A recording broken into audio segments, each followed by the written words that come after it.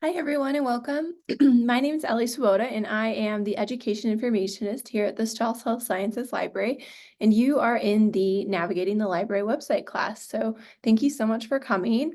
This is a nice small group, so please feel free to ask lots of questions in the chat. I have that open in my other desktop, so I'll be able to customize this to whatever you're hoping to learn about. But generally, the way that the class is structured is it's divided into thirds. So the first third, we will go over the library website itself and what can you find on the library website.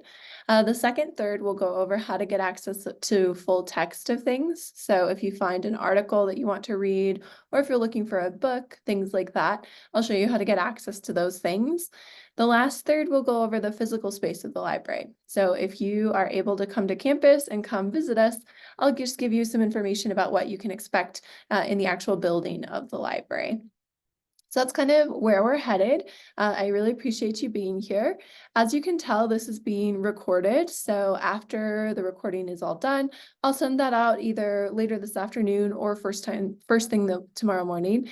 We send it to Panopto so that it can get captions, and sometimes that can take a little bit, but you will get the recording. And like I said, feel free to ask lots of questions in the chat. I have that open. I always like to turn on my video at the beginning of class so you can see me. I'm a real person. I'm here at the library. And then I go ahead and turn my video off so we can just focus on the library website. But with that, we'll go ahead and get started. So I'm going to put a link in the chat to the library website. It's a pretty simple URL, just library.cuanschutz.edu. If you, I would recommend bookmarking it, but if you don't and you lose the URL, if you just Google CU Anschutz Library, Strauss Library, anything like that, we're going to be the first thing that comes up. So that's the library homepage. And so, like I said, the first third, we're going to go over through what you can get access to from the library homepage.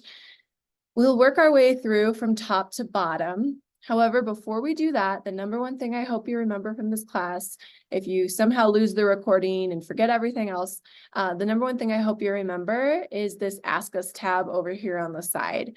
This is the easiest way to get in touch with the library. If you have a question, we're happy to answer your questions. If you have a question during business hours, so Monday through Friday, 9 to 5, you can chat live with a librarian. So if you're just like, I can't remember where this is on the website, or this link isn't working, or anything like that, you could just chat with us live.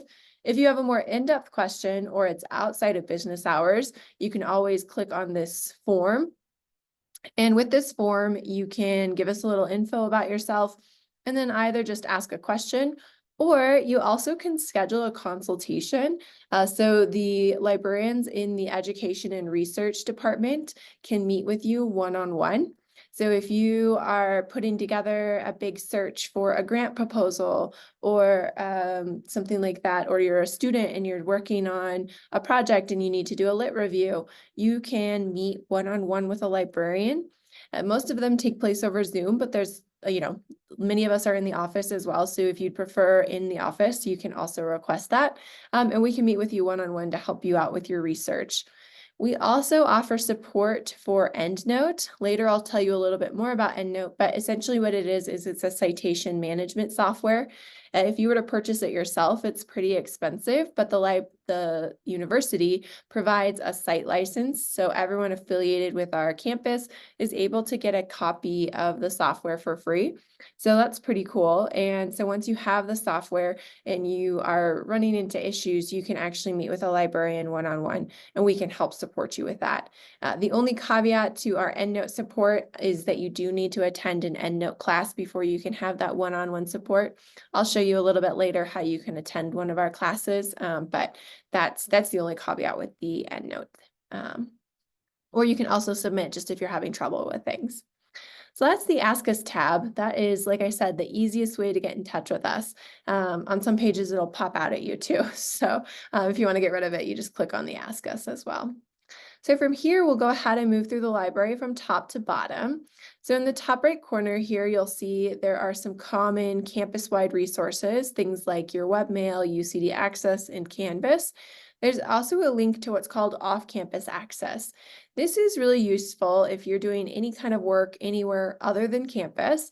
I recommend if you come to the library homepage to just work into your workflow to click on off-campus access, log in with your university credentials, and then you will be authenticated and you'll be able to access all of the library's resources.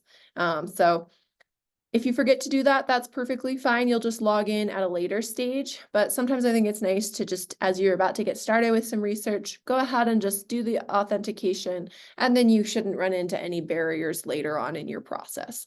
So that is off-campus access. Next, we have some information about the physical space of the library. So we have our hours listed here. A cool thing about our library actually is that if you have a CU Anschutz badge, you can come visit the library any day of the week, at any hour, every day of the year. So we're open 24 hours a day, 7 days a week, 52 weeks a year. And it doesn't necessarily mean we're staffed all those times, but the building is available to you. If you're curious, when we are staffed, that's when hours can be useful because that will tell you when the service desk has folks available. It also reminds you when the Ask Us hours are as well. But again, you're welcome to visit anytime. There's also information about public access. So we are limited to people with badges to be able to get into the library. If you have a colleague who's a member of the public or know of a member of the public who would like to visit us, they can contact us and we can schedule a time for them to come visit us. So we're not totally exclusive, but there's just an extra step if you're from the public. Next, there's this reserve a room tab. This is where you can reserve a space in the library. So if you come to the library and you don't have a room reserved, that's perfectly fine. There is ample seating on all our floors. However, if you would like to have a space that's designated, that's private, you can always reserve a room. There are two types of rooms. There are single study rooms and there are group study rooms. We do ask that generally that you respect the difference between the two. We have a lot of groups on campus who like to study together in these group rooms. So if it's just you, we ask that you just do a single study room reservation. You can book up to 8 hours a day in a study room. To book a room, you just click on the type of room that you want, and then you can say when you would like to come. So maybe you want to come next week at 3:30. You can search, and then it'll show you all of the different rooms that are available at that time. And then you can just hit book now, and then you can reserve that space. Other things that you can reserve under the Reserve Now tab include our Record Now studio. This is a really cool space that we have that I'm not sure many folks are aware of. It's on the 3rd floor and it is a professional recording space. So it's been put together with the egg crate soundproofing on all the walls. It has a blue screen and a green screen. It also has a podium. So you can make really nice high quality videos in that space. And the only thing you need to bring with you is a thumb drive to hold the recording that you make. You want to make sure there's enough space on the recording. So a gigabyte of free space on your thumb drive accommodates about 12 minutes of recording. All you need to do is just plug in your thumb drive and then there's a big red button that you can push and the recording gets started. So it's a pretty amazing resource available, and same reservation system. You just pick the time you want to come, search, and then you can reserve it for that time. So that is our Record Now studio. Lastly, there's meeting rooms that you can reserve.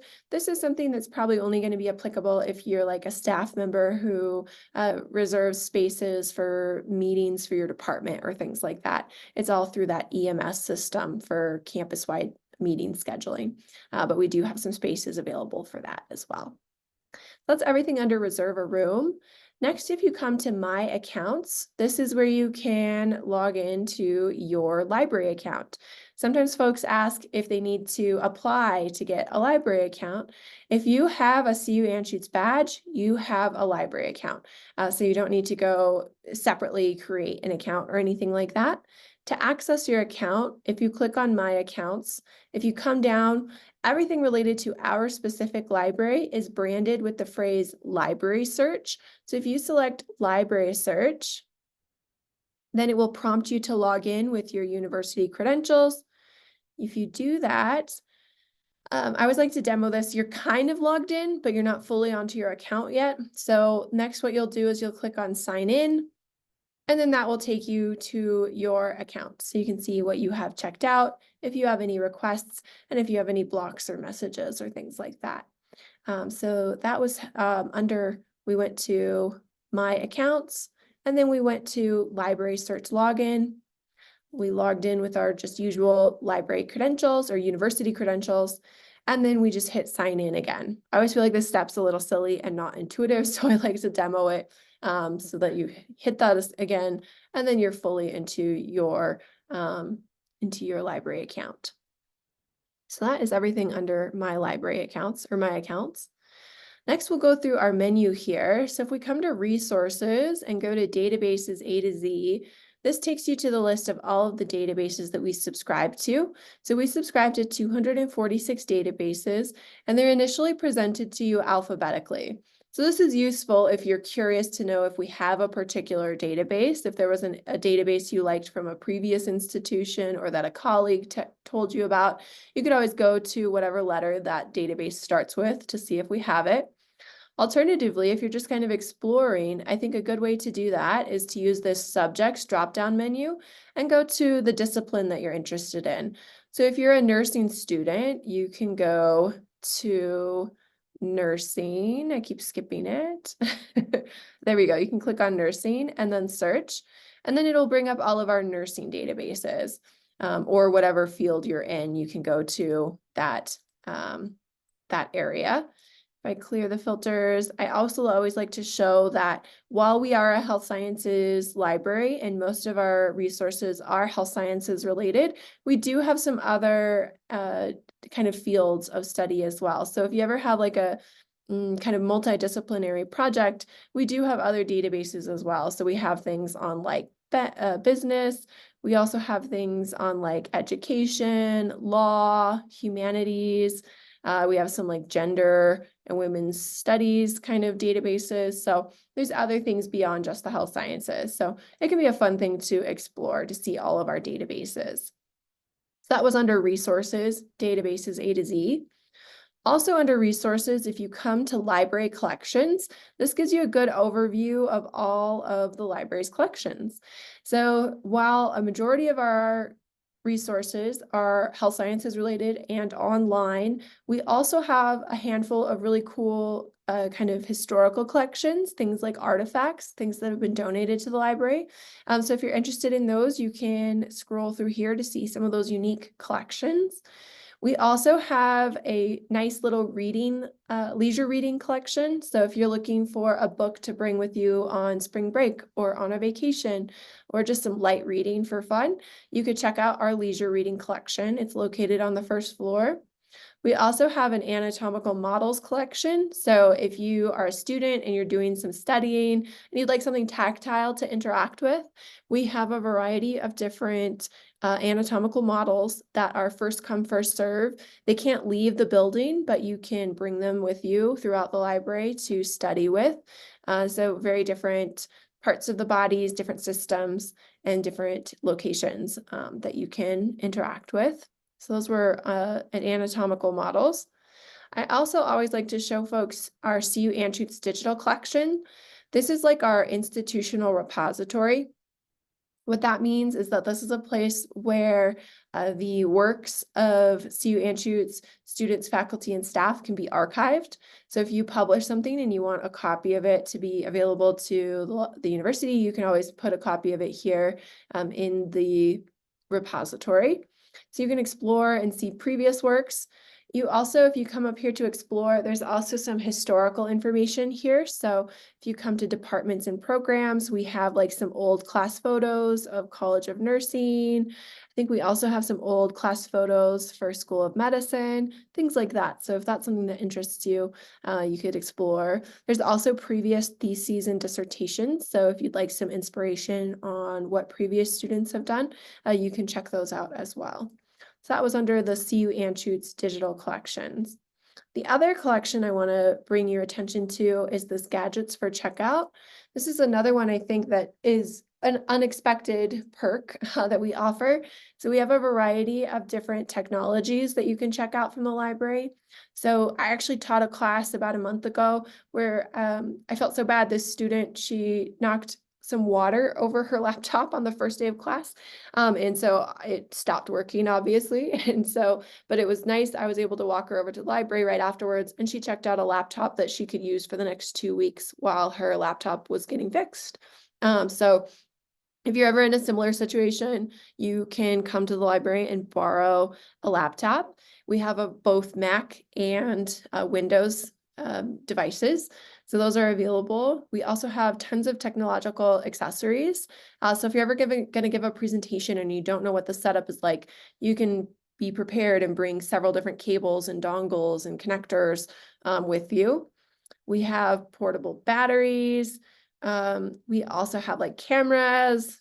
It seems like there's more interviews happening online, so you can borrow a ring light for that. We also have, if your department is ever going to do like a hybrid meeting where some people are on Zoom, but some people are all in one location, we recommend, we have this really cool new camera called the Owl. And so it rotates to whoever's speaking. So it's a little more dynamic for the people on Zoom. If there's, a group of people in a conference room, this will actually look at whoever's talking. So that's kind of cool. We also have webcams. Students really love our noise canceling headphones, so those are available as well.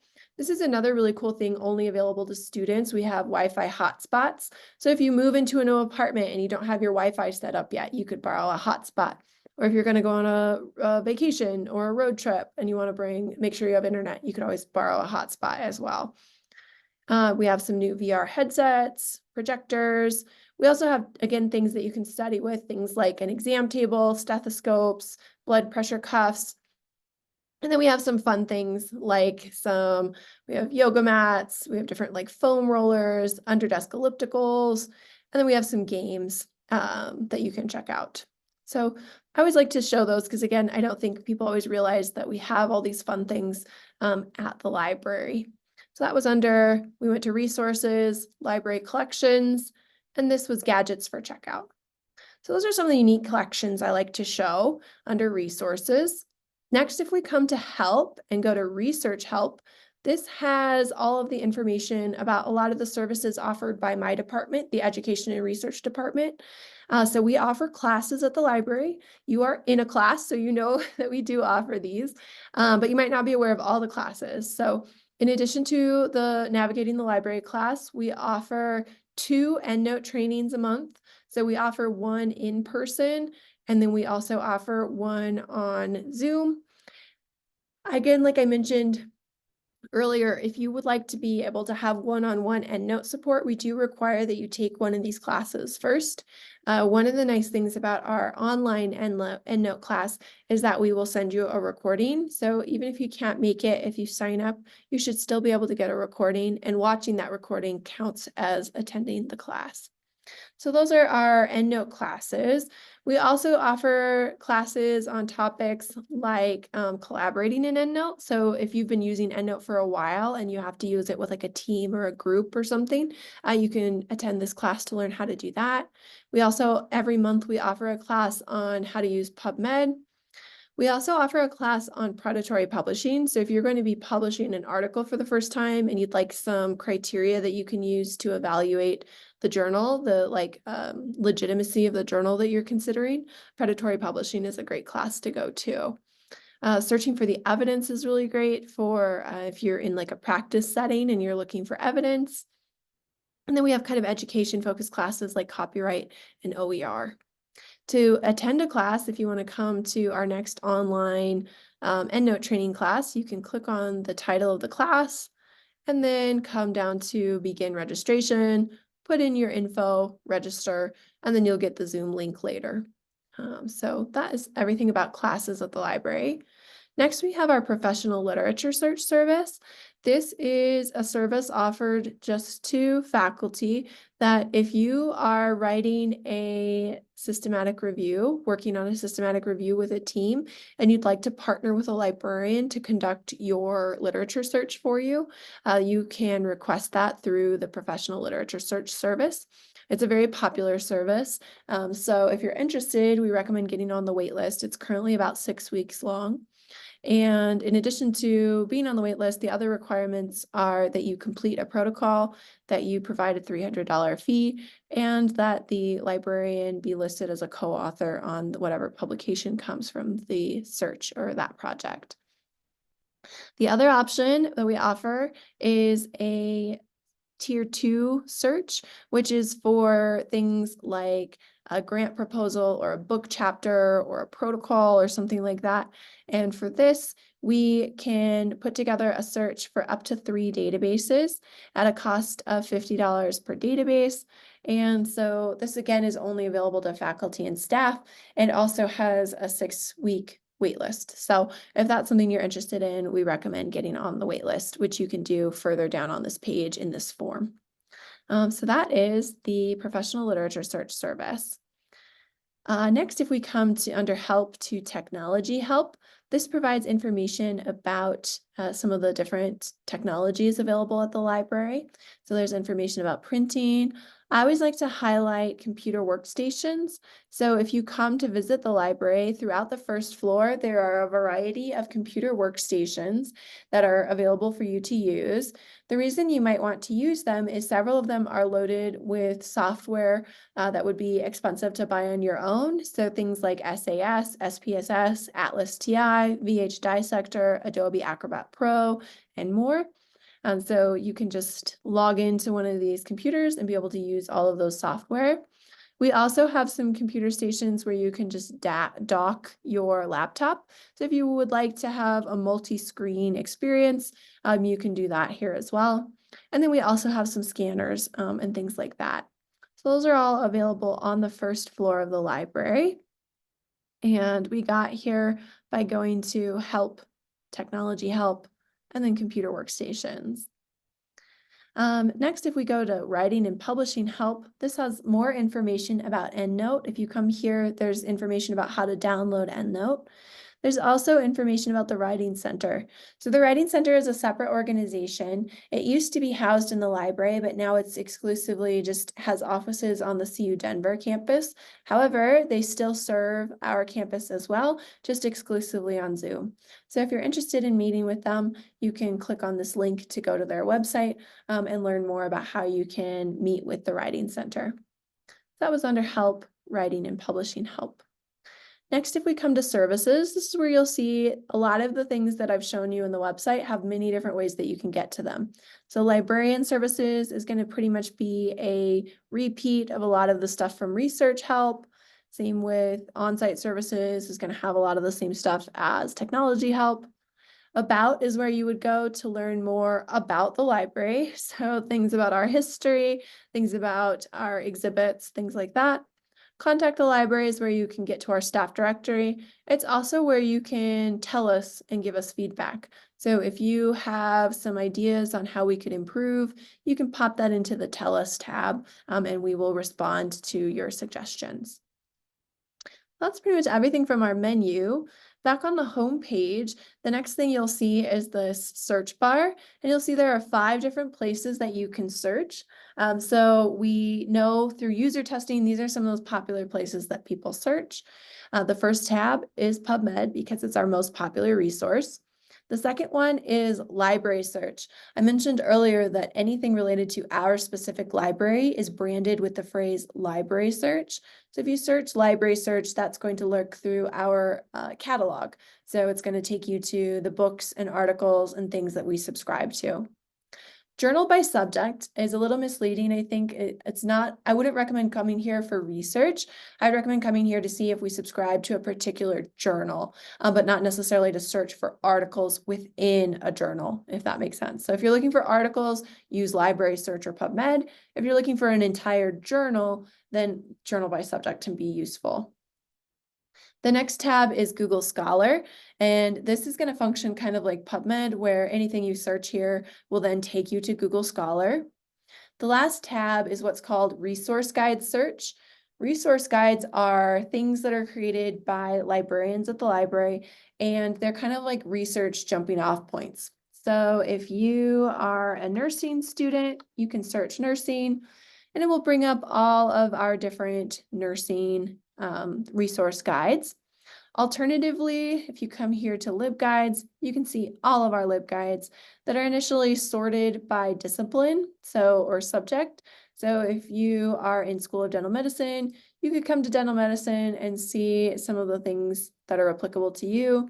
Some things are really specific, some are just general, but are applicable to that department as well.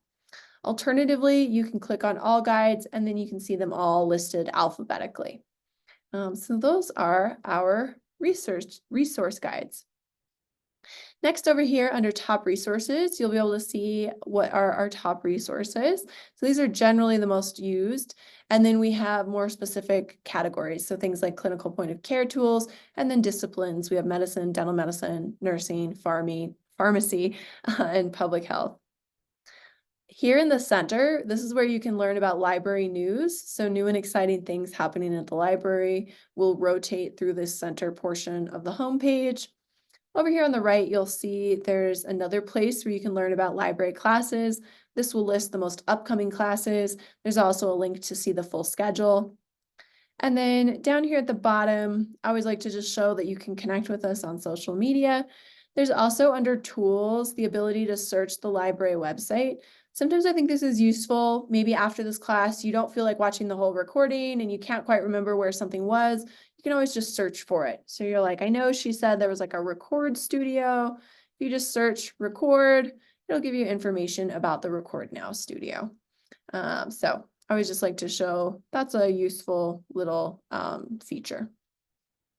So that is everything about the library homepage. The next thing we're going to talk about is how to get access to full text. But I'm going to pause to see if there's any questions. So feel free to write any questions in the chat.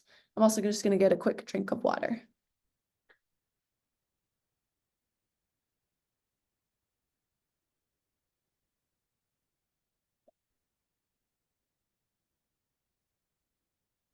Awesome. I don't see any questions coming through. If you're in the middle of typing, feel free to finish. Otherwise, we'll move forward with looking for full text of things. So we know that PubMed is by far our most used resource. So I'm going to demo for you how you can access things through PubMed.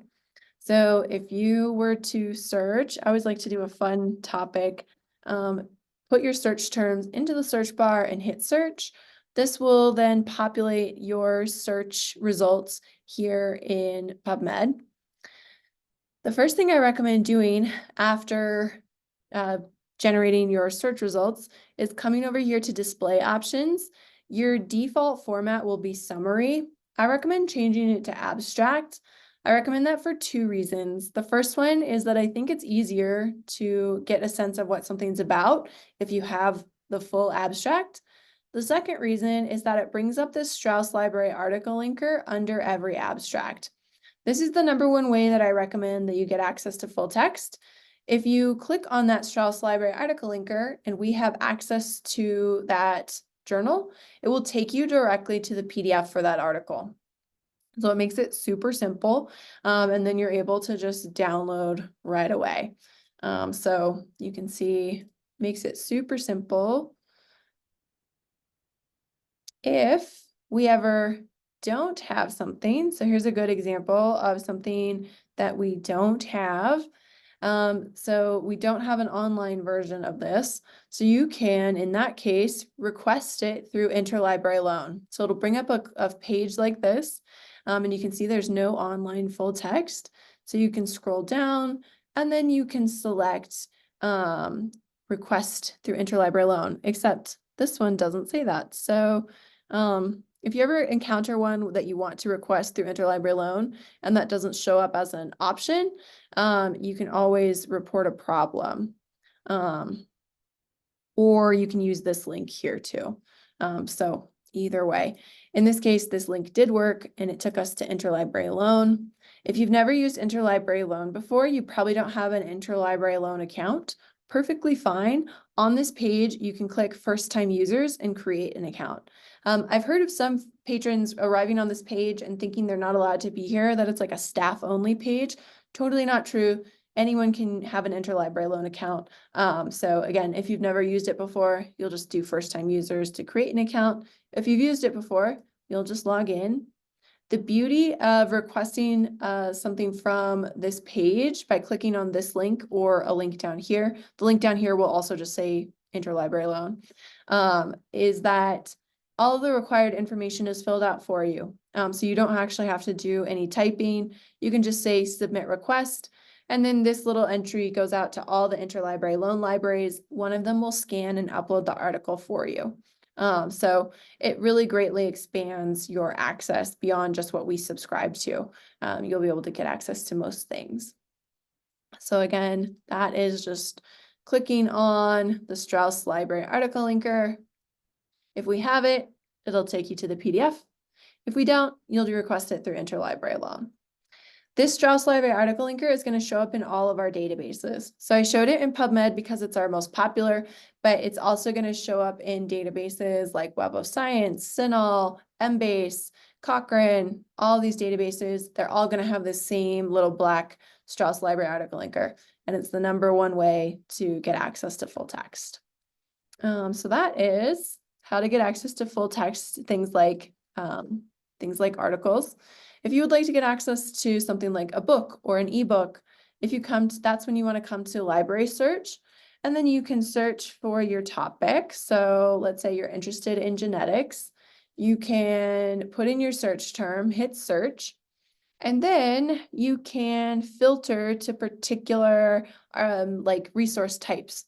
So if you wanted to read an ebook, you can filter to ebooks, and that will take you to all of the ebooks that we have about genetics. Every ebook platform is going to look a little bit different, but if you just click on the title and then click on whatever under full text availability, there's going to be some kind of link. If you click on that link, that will take you to that ebook. So in this case, it looks like you have the option to either download it or you can read it online. Some are just one or the other. Some of them you can just jump around, like here, you could just download a particular chapter, or you could download the whole thing, totally up to you. But that's a super nice thing that we have quite a few ebooks that you can access, anywhere in the world. So that's how you can get access to ebooks. You also could filter to actual physical books. You'll notice sometimes that some of these are at what's called Pascal. That means it's on campus. It's just not in the library itself. We have an off-site storage facility that is on campus, just not in the library. So you can always request things for Pascal and it will be brought to the library. I also always like to show that this is a good chance to show, we have fun books. So Talking to Strangers is a fun Malcolm Gladwell book that, you might want to check out. And that's available in our leisure reading collection, the Amos collection on the first floor. So that's how you can check for like the title of a particular book you're interested in. It might not always be the first one, but if you scroll through like the first 4 to 5, if it's not listed there, we probably don't have it. So for example, I really enjoyed this book called The Vanishing Half. And you can see that if I scroll through a little bit, it's pretty clear we don't have that book. That's okay. We can still probably get it for you with this really cool service called Prospector. So Prospector is an agreement and like a cooperation between all of the academic and public libraries in Colorado and Wyoming.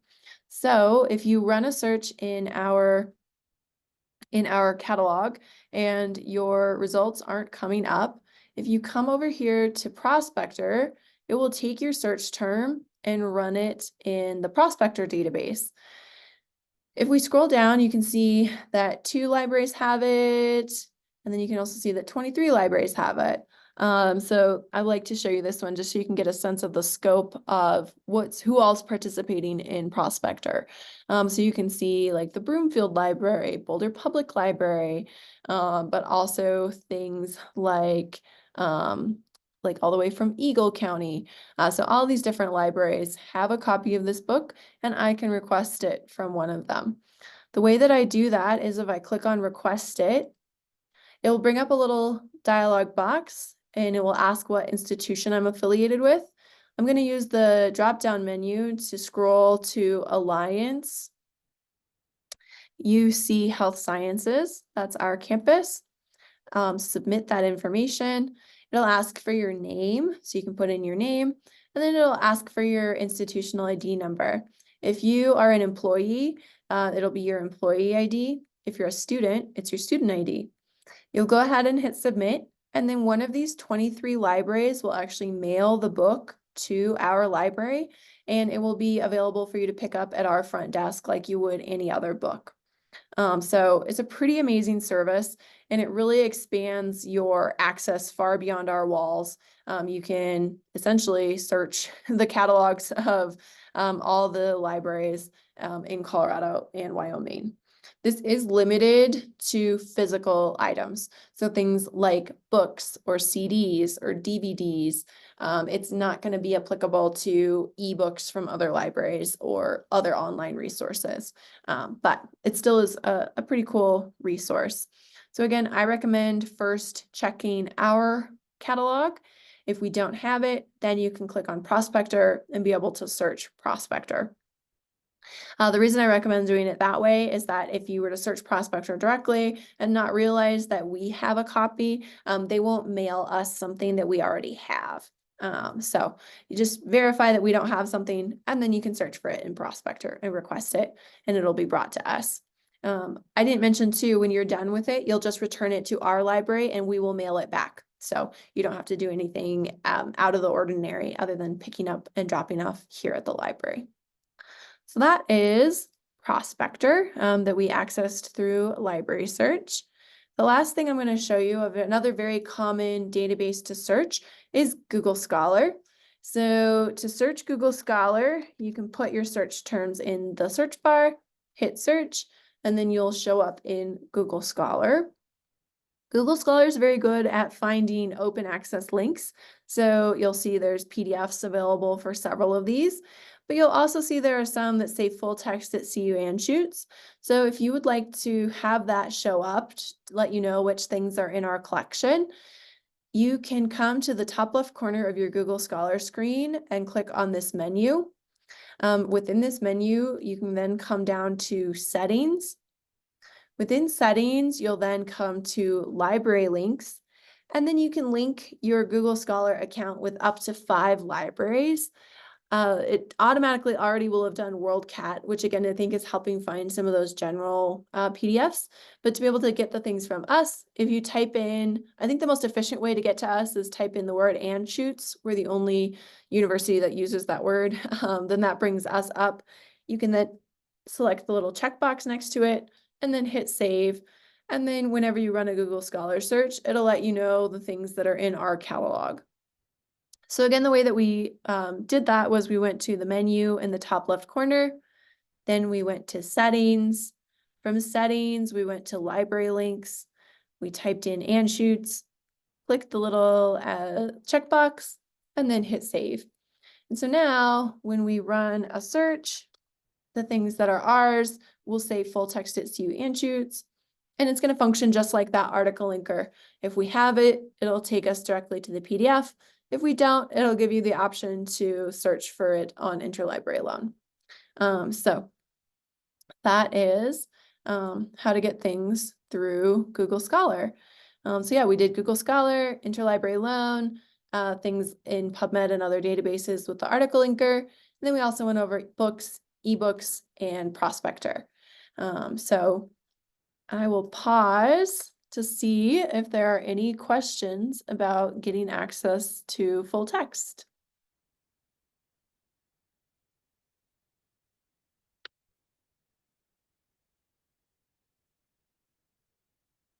Awesome. I'm not seeing any come through. If you're in the middle of typing, feel free to finish. Otherwise, we'll move forward with the physical space of the library. So where we are on campus, this is a map of the whole campus. We are right up here in kind of the northeast corner of campus. I think one of the easiest buildings on campus to find is Building 500, just because it's so big. And so if you find Building 500, we are just north of there. We share a little courtyard with the School of Pharmacy. So that's where we're located. If you are coming to campus just to go to the library and you don't have like a parking pass or anything like that, I recommend coming here to the Ignacio lot. It's the nearest hourly lot. So you can just park here and pay by the hour to be able to visit the library. We also have ample bike parking. So if you bring your bike, there's bike parking out front that you can use to park your bike. We do require that you park your bike outside. We don't allow bikes inside the library. If you forgot your lock, there's bike locks available through Gadgets for Checkout. So you can just come to the front desk. We can check you out a bike lock, and then you can park your bike and be able to come into the library. So that is where we're located. Next, I'm going to bring down, I have this little slideshow that has some pictures of the library. So when you first come to the library, if you're in that courtyard we share with School of Pharmacy, if you then head east, this is the front door. So there's a big overhang, you can come in. Over here on the right is where you'll badge in. Again, we're only badge access, and then you can enter the library. When you first come in, this is our service desk. So this is the first place that you'll come to. This is where you can check things out or ask a question. It's also where, again, we only have folks at the service desk Monday through Friday from 8 to 5. However, if you can only come to the library, your rotation schedule has you're in a clinical rotation and you can only get here at 11 o'clock at night or something like that. That's fine. You can badge in. And then if you want to check out a book or a hotspot or something like that, you can just use the little Ask Us tab to say, hey, I want to borrow this, and pick it up later today in one of your lockers. And so you can see in the back here, we have these little circulation lockers. And so a librarian will get whatever you want, your hotspot, your laptop, your book, put it in one of these lockers, give you an exclusive code, one-time use code for that locker. So then when you get off your rotation, you can come to the library, badge in, go to your locker, type in your code, and get your book or your laptop or whatever, and be able to check it out that way. So you're not limited just to when we have desk hours to be able to check things out, which is pretty nice. So that again is our service desk. This is what some of those computer workstations look like on the first floor. So again, these are available for you to use. They're available, 24/7. This is what the printer looks like on the first floor. There's always a nice big poster walking you through how to print. In terms of cost of printing, a black and white page costs 10 cents to print, and a color page costs 25 cents to print. But again, those are scattered throughout the first floor. This is an example of one of the single study rooms looks like. So this is a single study room on the first floor. Every study room is going to have some kind of a table, some chair, and then most of them have whiteboards that you can use, and there are whiteboard markers available to borrow at the front desk. There's also a variety of bigger whiteboards, like rolly ones, freestanding ones, and you can roll those to wherever you want in the library and use them by yourself or with a study group or anything like that. I had mentioned that we have that little leisure reading collection. It's called the Amis collection. So you can see it's very cute and small, but it's very nice on the first floor. In addition to books like fiction books and memoirs and fun nonfiction, there's also some magazines that you can check out as well. Throughout the library, we have exercise equipment. So this is a picture of one of our stationary bike desks and one of our treadmill desks. So if you would like to be able to keep moving while you are studying, there are exercise desks like this on all 3 floors. They're just first come, first serve. If you ever come to the library to take a class, it's probably going to take place in one of the teaching labs. So there's that once a month EndNote class that's in person that takes place in the teaching labs. These are on the first floor on the north side of the building. So there should be signs directing you where to go. But to give you a sense of where they are, that's where they are. We also have kitchenettes on all 3 floors. So every kitchenette has a refrigerator, a microwave, and a Keurig. And so if you are going to be pulling an all-nighter or staying really late, you can bring some food to store in the fridge, heat it up later in the microwave. You can also bring, if you bring a mug and a Keurig cup, you could make yourself a drink, while you're studying. The second floor, it's good to know before you come, is our designated quiet floor. So when we think about libraries, we stereotypically think of a place where everyone's shushing you. That's not really the case at our library, except on the second floor. So the second floor is our designated quiet space. And you'll see there are maps up of their sections that are just whisper, and there's sections that are total silence. So this is just the good to know before you come. If you're a noisier person, to just quiet down when you're on this floor. If you're someone who loves quiet, this is the place for you. The second floor also houses part of our print journal collection. So if you ever are borrowing a journal, it's likely located on the second floor. It's also home to our study zone. So our study zone is a space that's only ever accessible to people who have CU Anschutz badges. It's available 24/7, and it's a silent study space.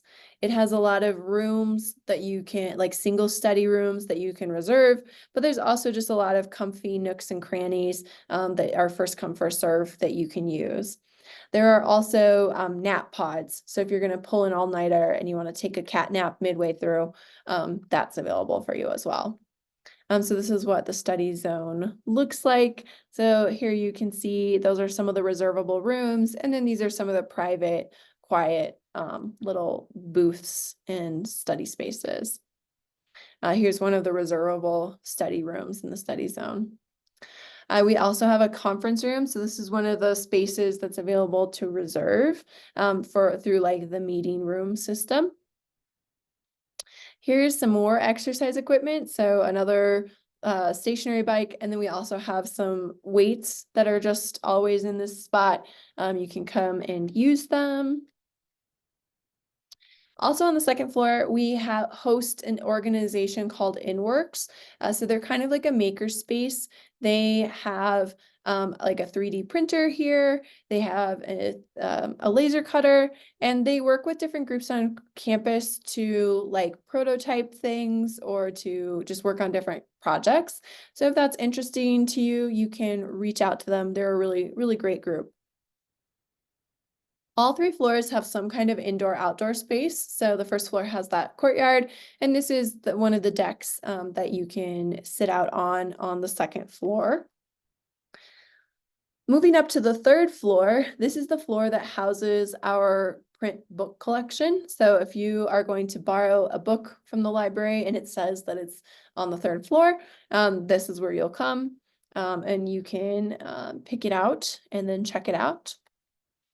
The third floor also is home to our special collections area. So this is on like the southern end of the third floor. And this is where we have, so this angle is looking at the Strauss-Wisniewski Indigenous Health Collection. So this is a collection that has a lot of like integrative or alternative complementary kind of health practices. It's kind of cool because we're in Colorado and we're one of the only places where psychedelics are allowed. This collection is really focusing in the future on collecting like works around psychedelics. So this is a space where you can come look at those. This room also houses our medical humanities collection, as well as our history of medicine collection and some of our more recent rare books. So if you want to look at some really old books, these are available in the special collections room. This is the only space in the library where food and drink are not allowed. So you're welcome to stay hydrated, bring your water with you, snacks with you. In all the other spaces, you'll just have to leave them outside if you're going to go into the special collections room. Here's a picture of what that Record Now studio looks like, that's located on the 3rd floor. So it's a really cool, fun space. Like I said, it's pretty intuitive, but also we have a really wonderful IT team on campus in our library that's specific to the library. So if you ever need some help with using a space like the Record Now studio or one of the workstations, you can also reach out to IT. The 3rd floor also has our gallery. So this is on the north end of the 3rd floor, and it has a rotating exhibits. Generally, they have some kind of health sciences like theme to them. This collection that's in this picture is the collection that's currently up. It's history of medicine and pharmacy. So it has illustrations of big moments and key figures from the history of medicine and pharmacy. Generally in the fall, we also do a show where all of the artists are CU Anschutz students, faculty, and staff. So it's a really fun thing to be able to see, you know, the cool things that your talented peers are creating on the side. Here's what the outdoor space on the 3rd floor looks like. It's a really nice deck. And so thanks for looking at the physical space of the library. So I'll get rid of that and just begin to wrap up by reiterating that we want to help you. We want you to come visit us.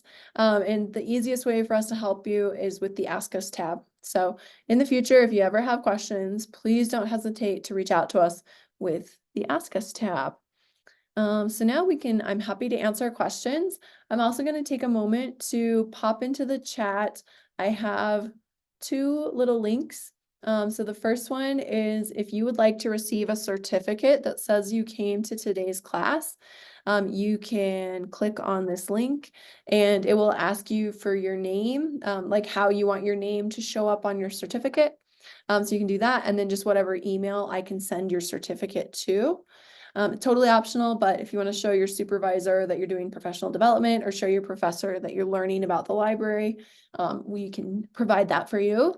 And then this second link is just for feedback. So if you have ideas on how we could improve either this class or another library class, we would love to hear from you. So with that, I'll go ahead and stop the recording.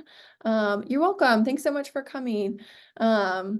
I'll stop the recording because I know not everyone wants their questions recorded. Again, I'll send out the recording